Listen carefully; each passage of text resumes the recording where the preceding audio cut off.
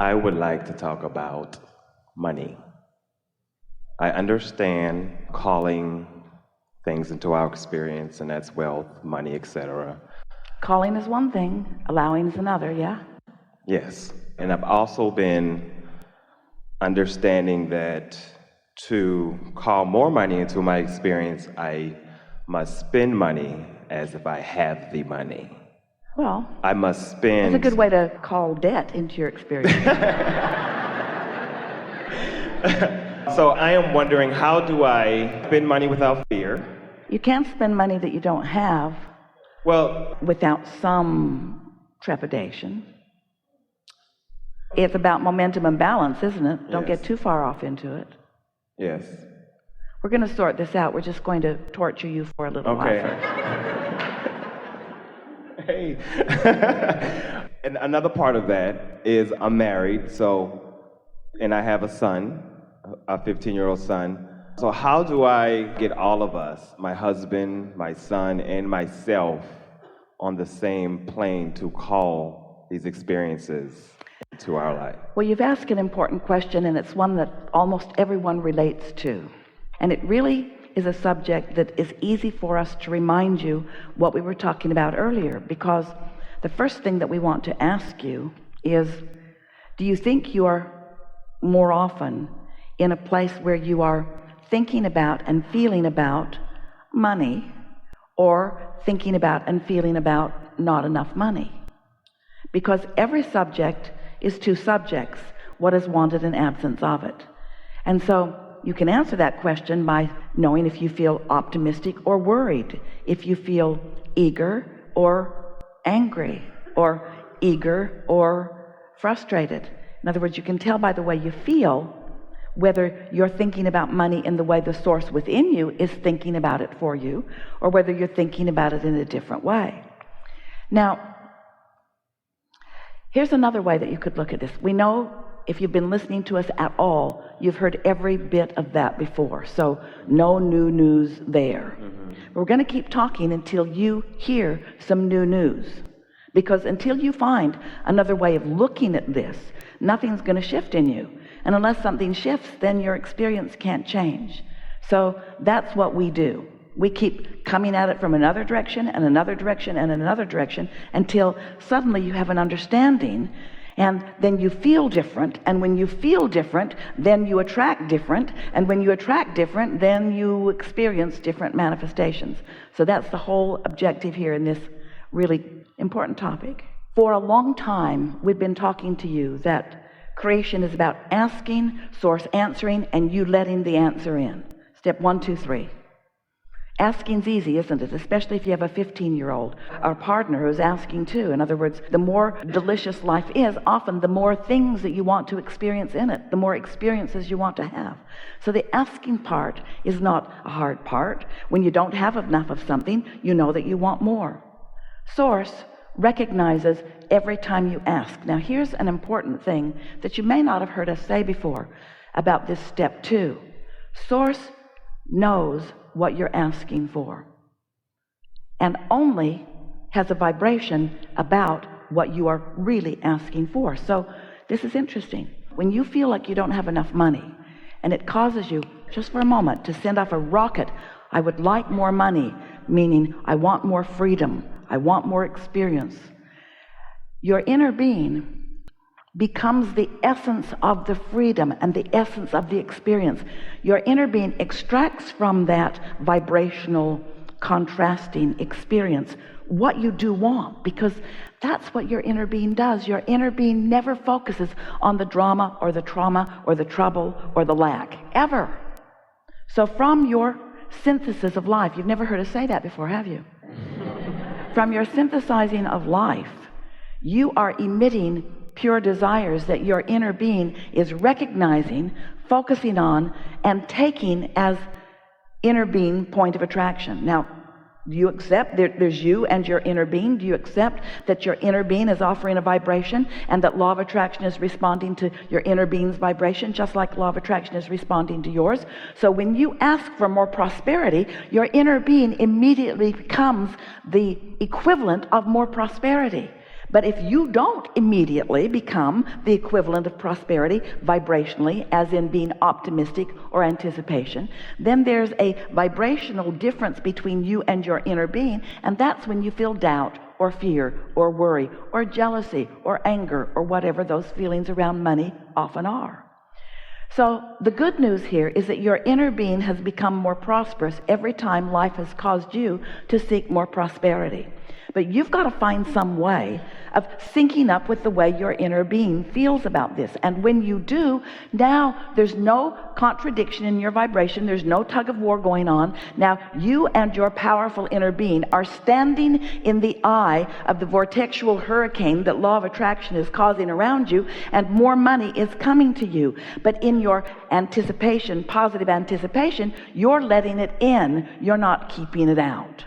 Now that's just the law-based explanation of how the money comes to you. Now another way that we are wanting to explain this to you is that when you feel good, you're in sync with your inner being. And when you're in sync with your inner being, that means you're in what we're calling the receptive mode of what your inner being has already amassed and attracted. So if you can accept the prosperity that your inner being already is, then you can be the receptive translator of that vibrational prosperity into the manifestation of what you want. We wrote a book called Getting into the Vortex because we wanted to make this vibrational version of you something that felt more real to you, because you can't see it or hear it or smell it or taste it or touch it.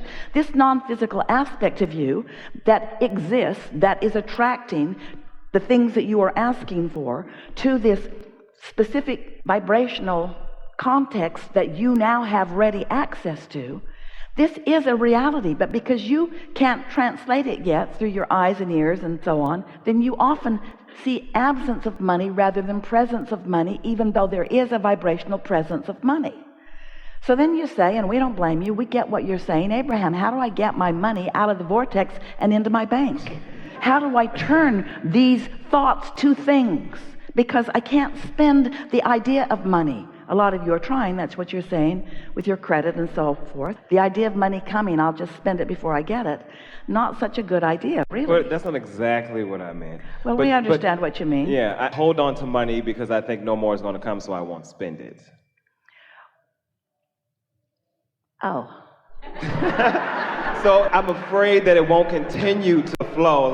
But listen to your words. I'm afraid. Right. I'm worried, I'm afraid. So what does that mean? So that means you're not looking at the money that's coming in the way that your inner being is looking at the money that's coming. You're not. I see it as temporary. I don't know how to let that go, I guess. It's because it's always the fear of not knowing where it's going to come from. Well, we understand that, but where does anything come from? Everything comes out of the vortex. You are a lovely bunch of people on this planet, and you are trucking no resources in from other planets. And yet your economy continues to expand. Where is it coming from? It's coming from life and from asking. So this is the part that we're really wanting you to hear. So can you accept at all that there is a vibrational version? Absolutely. That's the hard part. There's a vibrational version that you have not realized yet. If you accept that it's there, then this is the question that we want you to contemplate. We're going to get here together. If it exists in vibrational form, how does it become a reality? How does the idea of prosperity translate into something that is in my bank account? How do I turn those vibrations to those thoughts to those things? How does that happen? Well, it happens by your practicing the thoughts that allow it to turn to those things, not practicing the opposite of those thoughts. When you say, I'm afraid there won't be enough, that's practicing the opposite of the thoughts. And we know, oh, it must drive you crazy. Abraham, if you were standing where I'm standing, look at me what I'm looking at, you'd feel the way I feel. And we say, we know that what you are living feels so real because what you are feeling is turning to things all the time.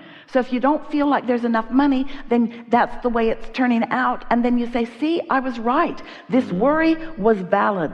This worry was accurate because I worried about this and this is the way that it is. See, I'm right. I'm right to worry. And we say, the universe will respond to the vibration that you emit. So you have to show yourself something different. You've got to find a way to, and this was the question that you asked. So do I just pretend like I've got the money and do I spend it even though I don't have it? And we say, not until you feel that confidence or that prosperity. So you heard all of that, and we know you're not. And it's hard when you have a husband. Wait. Now you're arguing for your limitations even further. That's what holds you in that place. We understand and we get why you're feeling the way you do. But we are going to help you find another way of looking at this that will shift something in you that will change your point of attraction. So, on we go. You create your own reality, blah, blah, blah, blah, blah. You ask and you throw it in the vortex, blah, blah, blah, blah, blah. We know you're sick to death of the vortex. But now, here the prosperity is in the vortex. How are you going to get it out? How are you going to translate into your experience the prosperity that we promise you, blah, blah, blah, blah, blah, is there? It's there. How are you going to get it out? How are you going to be the realizer of it? Well, you've got to understand that it's broadcasting to you. If you can understand creation in terms of broadcasting and receiving, broadcasting and receiving, broadcasting and receiving, broadcasting and receiving. So your inner being is broadcasting prosperity, but you're broadcasting doubt. How's that working out? Your inner being is broadcasting one thing, you're broadcasting another. Can you set your radio dial on 106 FM and hear what's being broadcast on 98.7? No. Can you receive from a different frequency? You've got to line up with the frequency that your inner being is broadcasting. So that's the first big question that we want to put to you. Do you believe that through your life you have created a vibrational version of your prosperity and that your inner being stands holding it, knowing it, being it, and broadcasting it? I do. And since your inner being is broadcasting it, what does that mean about your inner being's experience relative to law of attraction? If your inner being is broadcasting prosperity, what does that mean is coming back to your inner being? Prosperity. Oh, that vortex is dynamic. It's dynamic, it's growing, it's big, it's riches that you cannot identify yet. And it's real. So, you want some of it. Just a little of it, please. There's enough in your vortex to keep you thriving for 20 or 30 lifetimes. That's how dynamic it is. That's how big it is. And you want some of it. How are you going to get it? You got to tune your tuner to the frequency of what your inner being is broadcasting, which is what we're calling the receptive mode. You got to get in the receptive mode. You've got to think like your inner being thinks in order to be in that receptive mode. You can't be blaming your husband. You can't be blaming the economy. You can't be blaming government. You can't be blaming an employer. You can't be focused on the absence of what you want and tune your tuner to what your inner being is broadcasting. And your inner being is not going to change its broadcast to match yours ever. Your inner being is going to stand in your prosperity. You've got to find a way to be there too. So let's talk about you being in the receptive mode. So the receptive mode means you've got your tuner set for something. And if you're walking around in this world like most people, what you're observing is what's causing you to set your tuner. Complaints from your partner, different things that are happening in your life. Bills. Esther set her tuner from a telephone call she received just for a moment until she realized she'd done it, and then she said, uh-oh, gotta go. And then she did something about setting her tuner differently. You see what we're getting at? Yeah. In other words, if you're aware when you're doing it. Now, money's the hardest thing, really, because that's the thing that you've been worried about the most for the longest. And that's the thing that you've activated a bunch of vibrations about, usually, that you're not going to change overnight, but you can change them, and you must. If you want the prosperity that is due to you, you've got to cash in that vibrational currency. And the way you cash in your vibrational currency is by finding a way to line up with it, which means right here, right now, you've got to make the decision. Not right here, right now. We don't mean this is the only now. There's going to be another and another and another and another and another and another and another. But sooner or later, one of these nows that you're standing in the middle of, you've got to be willing to give up your arguing for your limitations.